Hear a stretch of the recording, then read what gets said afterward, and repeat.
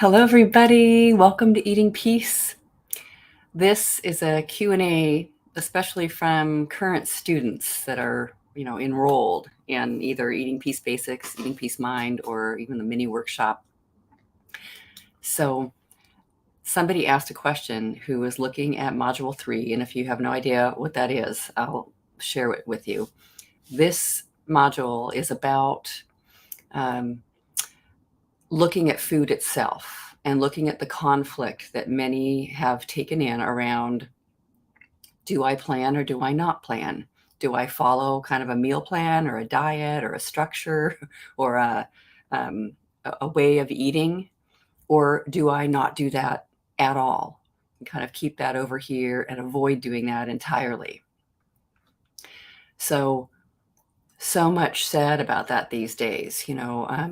They kind of wind up, as the mind does, sort of separating things in this dual way that often the mind will think, or putting it in buckets, like that way of eating that has plans all the way to weighing and measuring and being very specific about almost every bite you put in your mouth, kind of knowing a lot about nutrition. Versus eating absolutely whatever you want that comes to you in the moment, and kind of looking at hunger and fullness signals. So at the very beginning of this, I just want to suggest they don't have to exclude each other. Notice how quickly our minds will look at something and say, this is the good way and this is the bad way. This is the right way and this is the wrong way. So inside the third class of Eating Peace Basics, I share a quote from Byron Katie. And she said this: I was obese and starving. Day after day, I would lie in bed with such self-hatred, so hopeless and suicidal, that I was beyond despair. In my experience, the ultimate addiction is the mind's addiction to what it is believing. The unquestioned thoughts that create and safeguard its system of denial. To question the mind is to bring the mind to sanity and alignment with a power greater and kinder than I could give a name to. I didn't quit drinking, says Byron Katie. I did the work. And drinking, drugs, compulsive eating, smoking, anger, depression, sorrow, fear, all quit me. So simply knowing, good. Let's take a look at this mind that's so busy, that's trying to find the right way to do it. The answer really is, if your question is, how do I do it? As we look closely in this module, but in this realm of seeing things, and we can become aware of what works right now, today, in this moment, today. And that often, for people who find themselves doing repetitive, difficult behavior over and over again, there's a balance running where we could look and see that the mind is calling it bad, wrong, guilt-worthy, something's wrong with me. And to open up and see, I can give myself guidance. I can find what's right for me. There is a place here that can, from within, if I didn't know any of the rules, but it's okay to have information, that I can relax, touch in with peace, if I didn't know what was right or wrong, and see when something comes to me that is a right, kind of clearer choice. If you were taking care of a toddler, for example, a 5-year-old, you would pack up the good foods for the day. Mothers know about this. Fathers know about this. You would, gather up how much water and things that you needed, and you do it, let's say, with a lightness of just knowing, I want to bring this and have it be available. This will be, it's nice if I'm going off on a day trip and taking a child to have what we need. So the child isn't going to think of it in that moment. So there's something incredibly kind and relaxing and incredibly supportive about packing and planning and doing that in sort of a right, balanced way. So if you are somebody who notices this movement towards a certain kind of food and the response your body has to that food that is unpleasant, and yet still there's this movement towards it, that's a really good thing to take a look at. What's going on there? And if I didn't judge myself as just being a crazy person or somebody who does it wrong, or like some sort of sick, twisted person that can't get it straight, and that's why I'm doing it, what I'm doing, why I'm eating the thing that causes, physical discomfort, is to notice I can see that it's serving some sort of purpose for the mind up here, for my thinking, for the way that I'm seeing life in this moment, the way I'm viewing things. It's got it's expressing something that perhaps I'm not sure, I'm not aware of, or I want to avoid. We talk frequently about emotional eating and how much emotions and thoughts seem to lead very powerfully into our experience of food and eating. It sort of gets woven in, so it's not just about hunger and fullness and providing fuel like we do at the gas station with an automobile, but it's about it just gets to represent things that have nothing to do with that fuel. It's like something else that I'm hungry for. And these are important and powerful questions to ask, to get to know ourselves deeply, know our own hearts. And because something has been unwilling to take a look or feels frightened or nervous, it has the perspective that things might not work out for me. Things aren't going well, and it can just tip in that direction so quickly. We'll go back and forth, back and forth. I like to think of it as toggling with there's little pictures sometimes that have a holographic, sort of 3D image on it, and you just turn it in a very slightly different direction and you see something completely different, and it looks like somebody moving or something. There's two different images. It can be that quick and that simple and that easy, just to look the way the mind goes, oh, good, this is a good thing. Oh, no, that's a bad thing. Oh, good, this is a good thing. It's just running, running, running.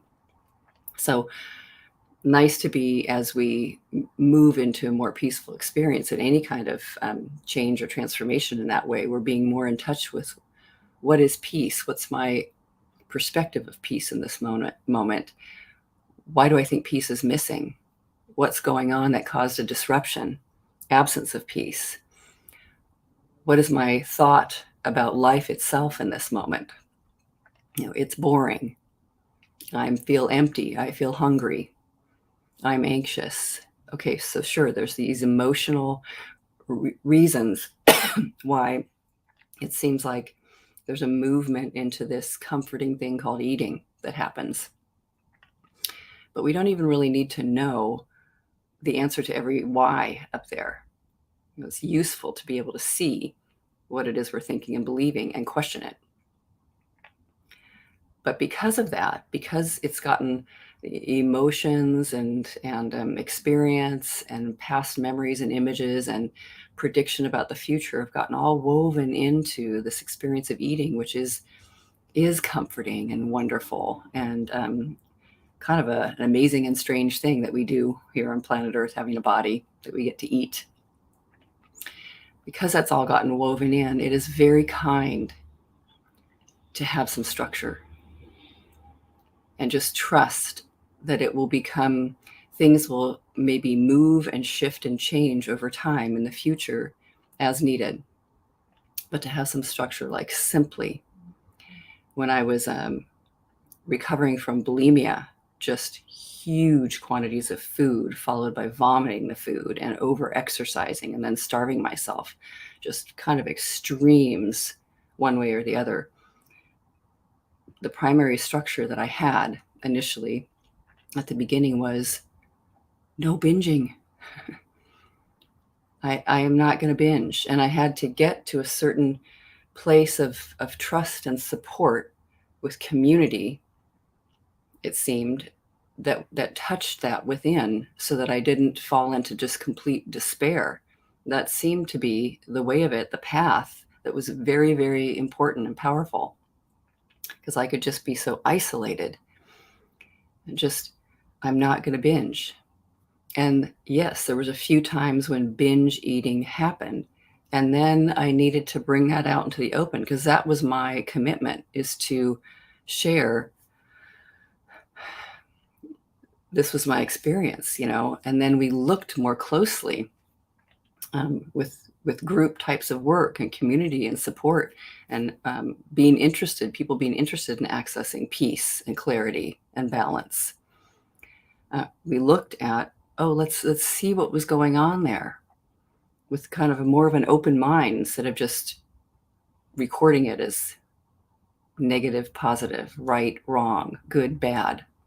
Lots of good and bad judgment going on about life constantly for many years was inside my mind. So to just start where I could, to get a little traction, to sort of be able to stand on some solid ground, to know this is my commitment. And then I could look at some other more grounded places of commitment and structure and guidance.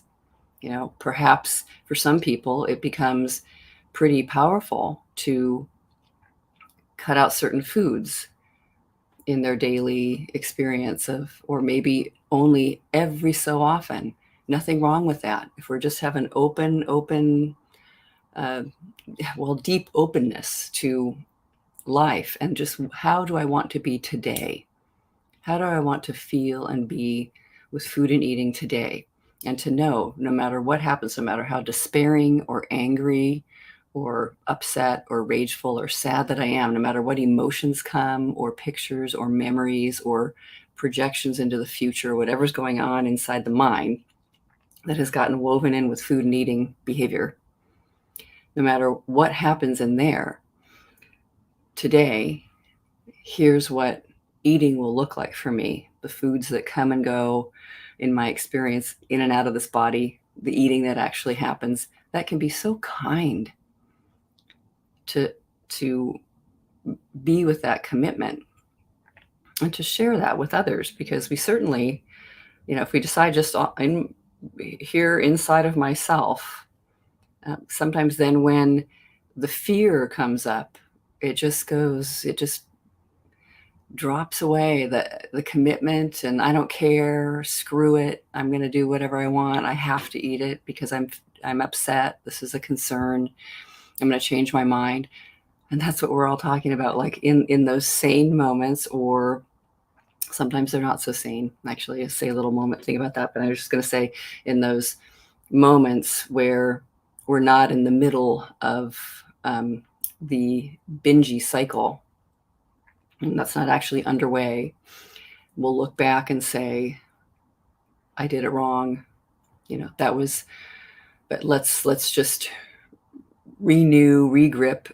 And often there are a lot of thoughts about applying more willpower and tightness and holding. Where we're going is not crackdown willpower, applying effort. Where we're going is that there is a piece that we are tapped into that we're so aware of, that we're clear about, even if there's emotional disruption happening, that we don't consider hurting ourselves in the middle of that emotional experience with food or eating. There is no longer like in Byron Katie's quote from the beginning, there's no longer an emotional or some kind of experience that comes in that then says, when this kind of happens and this attitude or perspective happens about life itself, quick, Let's go escape. Let's avoid. Let's grab. Let's sedate. Let's get the medicine of the behavior of food and eating, the types of food, drinking, smoking, buying, interneting, all that goes on there. They just aren't attached and connected to each other. They are no longer woven and hooked together. So they just become unhooked, detached, so that maybe there's emotional experience, which is what it is to be alive and a human being, is there's going to be thoughts and feelings about what goes on in the world. But it doesn't mean, therefore, we're going to take this pathway that moves into a process that we're calling addiction, a compulsive process, which says this is what needs to happen here. It just doesn't occur to us. It's just gone. That just falls away. There's an absence of it, and we can see the peace freely here, and that any sort of difficulty, there's a lot of change about how we see that difficulty. It might be really dreadful at first and really heartbreaking, and then we maybe return to it heartbreaking, but we can also function and do other things and see, hear, taste, touch, smell, think, stop thinking. All those things are underway. It's just freedom, because these things are not connected together any longer. That is something that has nothing to do with food and eating getting attached to the impulse to go for the food. But when we make a structured plan, I'll just end here. When we make a structured plan that works for us, a guidance, a system of guidance, to know that that's in place. It's just like if we were taking our little child off on a day adventure, and we don't exactly know what's going to happen, but we do know that we've got the necessities in place, the structure in place, the feeling in place of security and safety around what will happen with food and eating, and that we can do that. We can bring in that guidance for us. It doesn't mean absolutely forever for the rest of our lives, because things will shift and change. As I mentioned, over time, the body changes. We learn things that aren't available to us until they are. We find out something new about the body and the system and what's running within us right at the time that we do. And then we might find out, it would be better if we didn't have that particular kind of food. Some people can eat certain foods and some others cannot. Some people have conditions and conditions, in the body, and other people do not. I had this incredible psychic pain around food and eating and being thin. And I have to say, I never had any diabetic response to the world, for example. Who knows why? But genetically in DNA, it wasn't set up like that. Some people do. So those people would need a certain amount of guidance. And many of us know. We've gone to consultants. We've read about it. We've read books. Some of us are like PhDs in nutrition, practically. We know. We knew somebody who recovered from a binge eating disorder and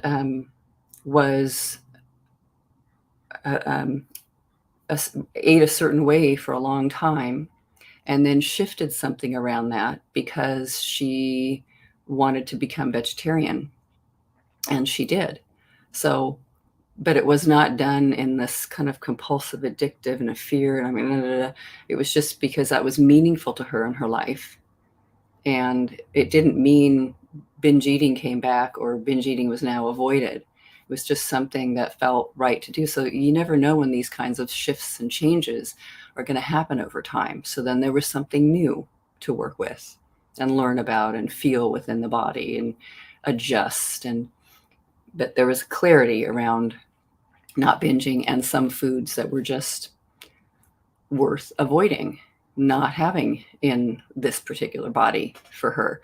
And she had been very much on that diabetic kind of orientation scale, like originally with her binge eating disorder. So there was no like white, like refined, where you remove everything, as we, sugars and flours and that kind of thing.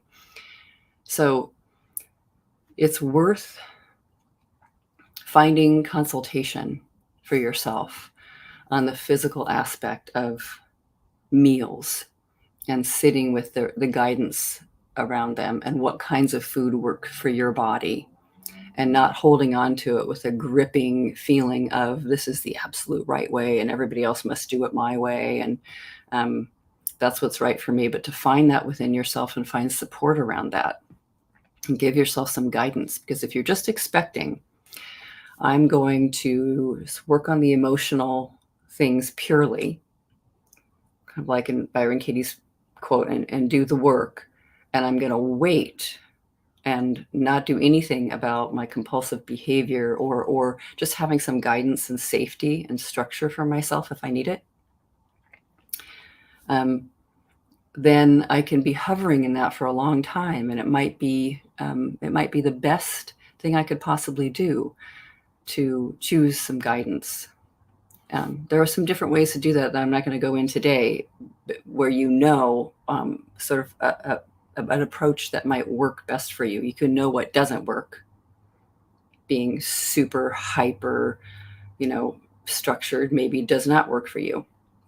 But you do know that just one small shift could happen over here, and that would be kind and gentle for yourself. So watching it all with balance, just finding that way. Where do you want to make a shift? Could there be one small shift or change that could be an inspired one, a peaceful one that seems like, I know I'll be safe if that happens. I know if I did it that way, just for today, I would be safe and secure. I wouldn't have to panic, worry. I don't have to just be kind of flying by the seat of my pants. I know what this day is like, so that when I have some of those frightened, nervous, despairing thoughts that have been so associated with eating as medicine, I can actually be with those emotional experiences, question my thinking, move with those, see what it is I'm believing, how it is I'm feeling, find support for freedom around what it would be like without like turning a different direction. What would it be like if I didn't believe that right now? Oh, I'm believing things. So that becomes an option instead of just the way we've always looked to the medicine of the behavior that we've got running that's compulsive. How wonderful to have another option. And if you take just one other little option, kind of see that and move in that direction over there, there might be a path that starts to open up. So in summary, let's just, reviewing here, if this has helped, is having a meal plan often helps for somebody, a plan of something that looks the way it looks physically with your food and eating. Some people are so hyper rigid, extreme with their planning that is not, you want to ask yourself what is peaceful, safe, and comfortable here. Not making all the assumptions that the mind starts talking about. If you have no idea, 3 meals a day and a few snacks. So some people have their, let's just find something that seems very balanced, very simple, following very simple, easy, average directions if you're not sure. And if you can see, just test it out. And only one little small change. So many meal planning, diety kind of thinking, just have you wipe out everything in your cupboard and do all these different things and, change just a massive amount of stuff all at once. And that's very overwhelming. And that's only going to last for a little while anyway, because it's just so extreme, so different. mean, that can really happen. And to give yourself enough. So doesn't mean it isn't okay to cut out an entire food group, because sometimes it is, or, especially with industrial foods, and just to see if I'm believing I'm not going to be safe without that food. Great. Now I've got the work that I can do. I can do the work on that.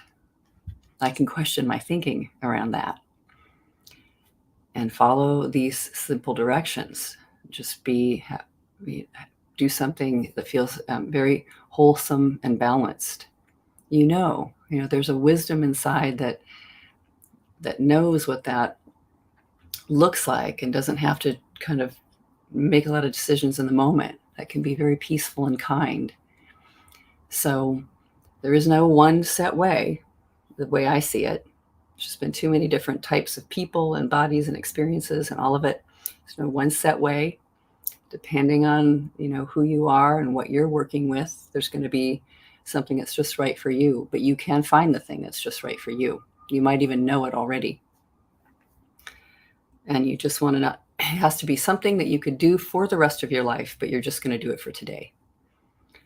You could do it for the rest of your life. So where it's not like some sort of temporary thing that you're going to follow with an idea, I'm going to do this for a month and then we'll reassess and maybe I will have lost weight by then. This is something that we're going to